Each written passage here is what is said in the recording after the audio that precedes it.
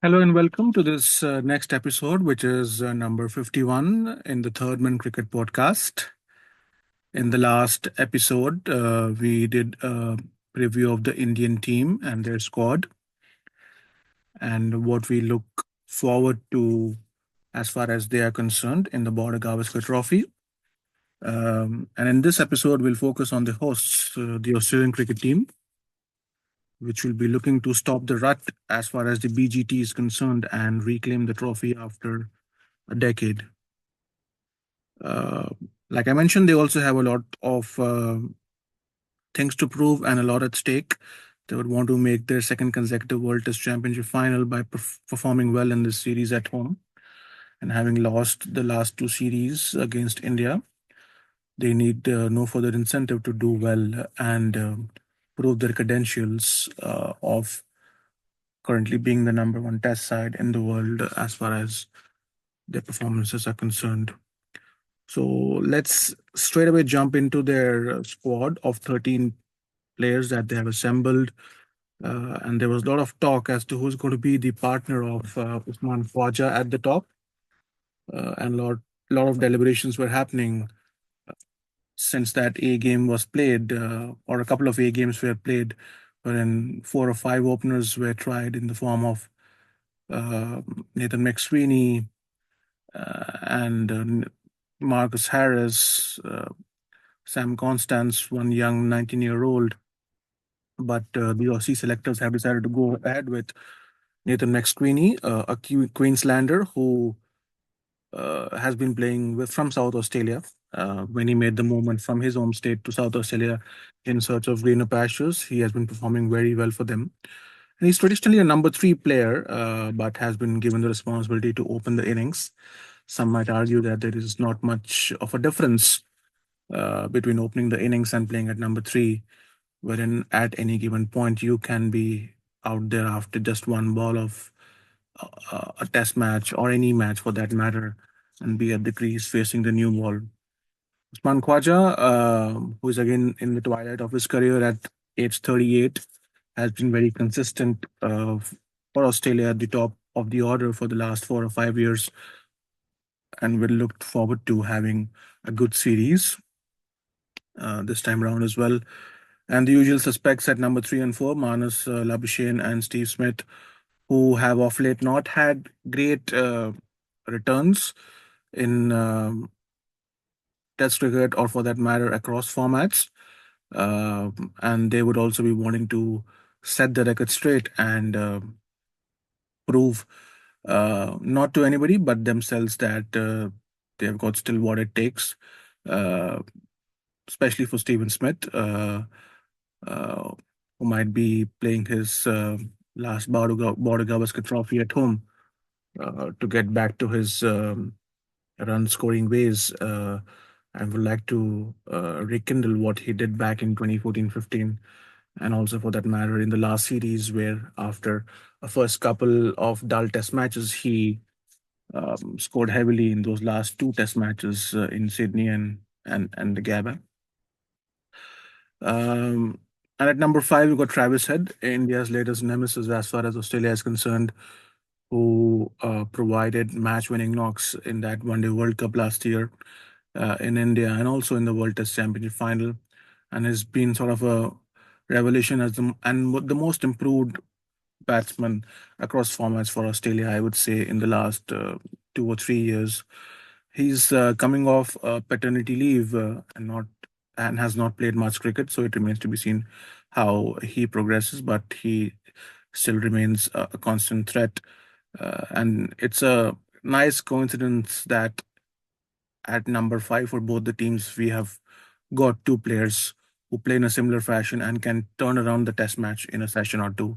Rishabh Pant at number five for India and Travis Head at number five for Australia. And at number six, we have Mitchell Marsh, who is going to get the go ahead in Cameron Green's absence. He'll be the batting all rounder and the fourth seamer for Australia. And he's also coming off a paternity leave with not much cricket that he has played. It remains to be seen how many overs he'll be bowling because it's been a perennial problem with him that he gets often very he often gets injured and has a very fragile body. So whether he's going to stick up to the demands of going through the rigors of a five-test series, you know, remains to be seen. And at number seven, they've got Alex Carey, who's been in tremendous form in Test cricket for the last year or so. And of late, we have heard reports of him performing very well in the Sheffield Shield competition as well. Um, and he remains a dangerous player who also tends to play in an attacking manner and can take the game away. And when it comes to the bowling attack, they are the usual suspects. In fact, this is the bowling attack pretty much that has served Australia in the last decade across the border Gavaskar Trophy, with Nathan Lyon being the long spinner and the three seamers in the form of Stark, Hazelwood, and Cummins. Nathan Lyon, again, just like Ravichandran Ashwin, has over 500 Test wickets and bowls beautifully, especially in home conditions, and enjoys the bounce more than the turn that he gets. He has an average of 18 at the Optus Stadium in Perth and can be doubly dangerous as the game progresses and the pitch starts to break and has those huge cracks as we are accustomed to having in Perth. If it um, gets more sunny and the temperature increases, the cracks are bound to happen on that pitch at the Optus and would be more favorable for spinners like Lohan and Ashwin. And the pace attack, they complement each other very well. I personally think that the danger men are going to be Hazelwood and Cummins because they are going to keep coming at you, bowling long spells. Whereas Mitchell Stark will definitely blow hot and cold just like he has done throughout his career. And he will have those spells where he's going to leak runs uh, versus take wickets as well. You know, he's not going to be bowling more than 5 or 6 overs in a spell, going full tilt. And when he goes for runs, he goes for a lot of runs. But when he gets it right, gets that ball coming back into the right hander and away from the left hander, he becomes doubly dangerous. And we all know what he can do with his pace. So, all in all, a very good side. And most of these people are going to be, you know, in the last legs of their career. I don't see many of these players playing beyond uh, the Ashes series next year that's going to be held in Australia. I think we might see a good chunk of players who are on the wrong side of 35 in this test side retiring after that Ashes series. Or who knows, if they don't perform well in the BGT, they might try to call it a day. Um, but one opportunity which I see for the Indian bowling attack over here is the fragile Australian top order. And there is no one in the top four who is going to be taking it to the bowlers, unlike David Warner. You know, India uh, would have been wary if David Warner was there because he has the wherewithal and the game to take away the game from the opposition in a session or two, especially in that first session of a test match. If you had somebody like David Warner going hammer and tongs, that demoralizes the bowling attack, and from there on, it's just going to be one-way traffic. But all of these players, Usman Khwaja, Nathan McSweeney, Labuschagne, and Smith, are traditional test batsmen who like to get themselves in. So the Indian bowling attack can look to settle in and keep bowling at these batsmen and set them up if they maintain that discipline. And that's going to be a big if for some of the bowlers who are virtual greenhorns in the test arena. And that's going to be an Achilles heel for Australia because both the lineups look brittle as far as the batting is concerned. So who blinks first remains to be seen as far as this test series is concerned. So all in all, Australia definitely do start favorites in their own backyard as they would do in any series that they play at home. A lot of people um, say that India did not lose a test match series at home in the last 12 years until they lost 3-0 recently against New Zealand. But the best home stretch in Test cricket belongs to Australia between 92-93 season and 2008-2009. 16 years Australia didn't lose a series at home. In 92-93, they lost against that mighty West Indies side, who would travel to any country and beat sides for fun. Uh, and after that, they lost after a gap of 16 years to Graham Smith's South African side in 2008 2009. Uh, so it shows how dominant they have been at home over the last so many years. And that's again going to be a very difficult proposition for Team India. Because one thing you can expect from any Australian side is fight until the last moment. You have to literally earn your victory in a test match, let alone a series when you're playing against Australia, especially in their own backyard. And a lot of people are saying that they have been very smart at scheduling this test series and how they have scheduled the first three test matches in Perth, Adelaide, and Brisbane, followed by Melbourne and Sydney. Well, I think some common sense needs to be applied because this is the first ever Border Gavaskar Trophy that is a five-match test series. It started off being a three-match test series, and after that epic 2001 series in India, it got converted into a four-match test series. And ever since then has remained a four-match series. And whenever India used to travel to Australia, Adelaide, Melbourne, and Sydney were always, locked in because of the history attached to them, and also the large crowds, especially of the Indian expat community that they would expect to come and watch. And there was always a debate as to where the fourth Test match will be played, apart from these three locked-in cities, whether it's going to be the Gabba or the Wacker, two of the most Australian conditions. They hardly used to lose a test match here in these conditions. We know Gabba was a fortress until recently when India won in 2021, uh, followed by the West Indies winning last year after the heroics of Shamar Joseph and also Perth. So when I say that it's not a rocket science when it comes to scheduling because two test matches that remain immovable in the Australian calendar are the Boxing Day test match in Melbourne and the New Year test match in Sydney. So those are always going to happen. And in a five test series, they are virtually going to end up as the fourth and the fifth test matches. The only point of contention here was where do we start the series from? Traditionally, we know that they have always started at the Gabba. Growing up as a child, every series that we have seen in Australia, the first test match we have seen is always at the Gabba. Um, Adelaide always remains the favorite to host a day-night test match, which India had never lost. So this time they have dished out Perth to be, the opening test match, and they're looking to get that advantage.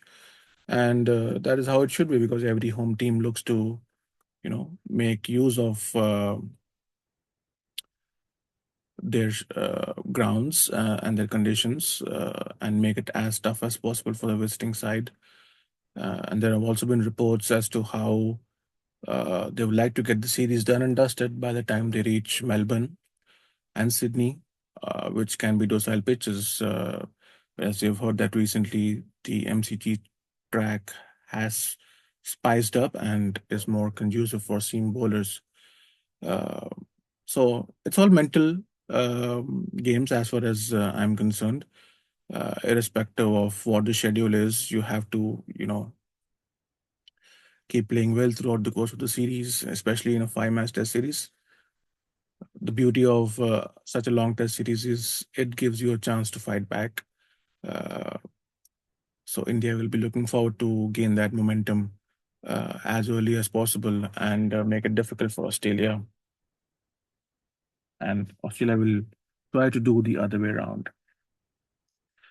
All in all, it promises to be a spicy series and one that has got truckloads of build-up both in India and more so in Australia. And it could be just from the fact that there were headlines produced in Hindi and Punjabi in a leading Australian newspaper, and the host broadcaster Fox Cricket is doing a Hindi feed as well. So it just goes on to show how long we have come as far as such a series is concerned. May the best team win, and I, as a cricket fan, would want to watch some engrossing Test cricket because that's become a rarity as we speak in modern day game. Time for predictions before the series starts. I would say that seeing the current form of the teams, Australia do start favorites, and I would put them as favorites in any Border Gavaskar Trophy that is being played in Australia before the series starts. And that will be the same for India as well. India would start favorites for any Border Gavaskar Trophy that's being played in India. I would say the series would be a hardly contested one, but I'm going to give it 3-1 in favor of Australia. Um, think that one of the test matches might be affected due to weather, maybe Sydney. But I'm backing Australia to win three test matches out of the remaining four and one to India. They're a team that is going to go through transition, and definitely they're going to earth many good players after this series. Majority of the youngsters are going to be playing for the first time over there down under, and we all know what kind of players the likes of Sachin Tendulkar and Virat Kohli became after their first tour of Australia. And the series is starting in Perth. That century by Sachin Tendulkar at Perth when he was just 19 years old keeps getting talked even till this day, and how it was one of his best hundreds against the likes of Bruce Reed, Mervyn Hughes, Craig McDermott, Mike Whitney on a spicy wicket when the rest of the senior players were struggling. Uh, and in that 2011-12 series, when Virat Kohli failed in those first two test matches at Melbourne and Sydney, there were calls for him to be dropped, but MS Dhoni stuck to him, and he played a very, very good knock of 75 at the WACA and followed up with his first test century at Adelaide. So a lot of youngsters, whether it's batter or bowlers, are going to stand in good stead after this hard-fought series in Australia, and we will come to know who are going to be the future of Indian cricket, especially in Test matches, as some boys are going to be graduating into men for sure. All right, that's it as far as this episode of the Third Man Cricket Podcast is concerned. We will look forward to engage you and provide insight after the completion of the first test match at WACA uh, in a week's time, and then review that test match and also look forward to the day-night test match then in Adelaide. Here's signing off. This is Pavandeep here, and I will hope to have my colleague Ravi back when we shoot our next episode. Thank you very much for listening in. Please follow the usual drill of subscribing to our channel and liking and sharing, and spread the word as much as you can, and do provide us constant feedback as well on how we can improve. Thank you. See you soon.